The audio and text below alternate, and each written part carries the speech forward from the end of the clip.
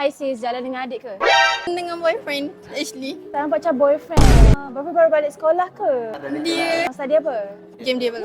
Saya tak nampak macam budak study. Itulah dia memang tak ada. Baru casual, baru sejuk. Sejuk? You suka sejuk? Kita bagi dia yang comfy sikit outfit nak tak? Boleh. Boleh. Sila Jos. Nampak dengan slipper.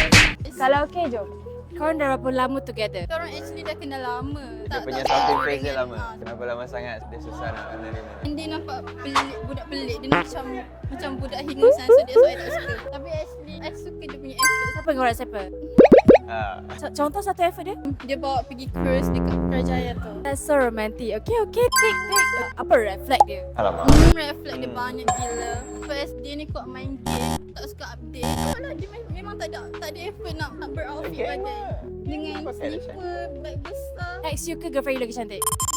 Girlfriend. Lambat. Tak, sebab ex banyak. So, kena kira satu-satu. Berapa banyak ex you? 5. Boleh tak you rate outfit dia sekarang out of 10? I rate 0 lah sekarang. Memang Allah. 0 out of 10. Bagilah kesian sikit. Memang 0. Sebulan berapa kali gaduh? Macam setiap hari.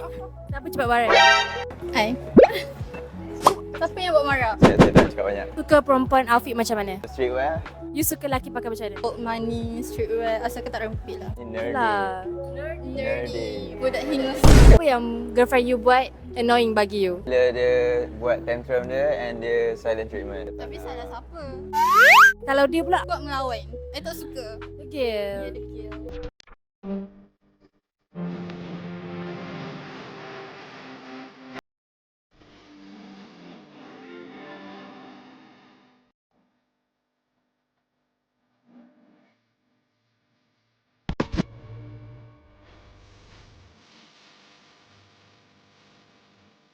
Apa perasaan you lepas ada ambil over you? I feel like a style yang I tak pernah try. A brand new me. Okay, boleh tak you rate outfit dia sekarang out of 10? I bagi 100 out of 10. 100. Memang I suka. Oh, Nampak style. wangi, nampak clean, nampak opa-opa.